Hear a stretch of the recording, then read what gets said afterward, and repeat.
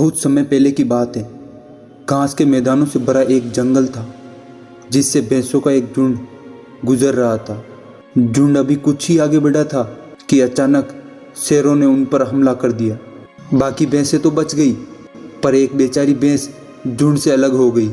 शेर उसका पीछा करने लगे और वो घबराहट के मारे इधर उधर भागने लगी, कभी दाएं कभी बाएं, कभी ढलान पर तो कभी चढ़ाई पर। भैंस इतनी डरी हुई थी कि उसने पलटकर देखा तक नहीं कि शेर कब वापस लौट गए। उसे तो बस अपने जान की फिक्र थी। काफ़ी देर भागने के बाद जब वो रुकी तब उसे एहसास हुआ कि वे जंगल से बाहर निकलकर गांव में आ चुकी हैं। अगले दिन जंगली कुत्तों का झुंड घास के बीच मिल रही उस भैंस की गंध का पीछा करते करते उसी रास्ते पर चल पड़ा। अगले दिन भेड़ें भी घास के बीच बने उसी रास्ते को देखकर उन पर चल पड़ी।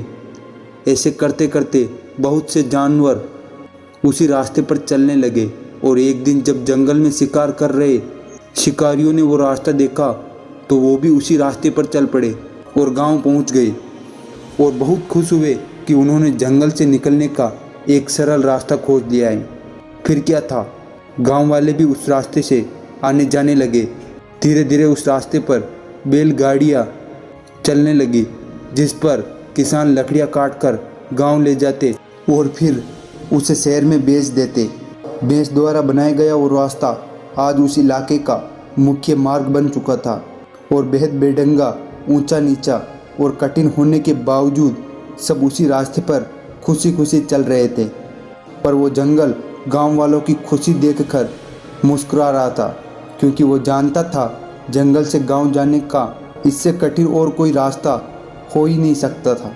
आज एक भैंस की वजह से हजारों लोग 30 मिनट के रास्ते को 3 घंटे में कड़ी कठिनाई के साथ पार कर रहे थे, पर फिर भी वो खुश थे। दोस्तों, आप किस रास्ते पर हैं? क्या ये आपका सोचा समझा रास्ता है या कोई इलॉजिकल पथ है जिस पर हजारों लोग चल रहे हैं और इस वजह से वह लॉजिकल लग रहा है?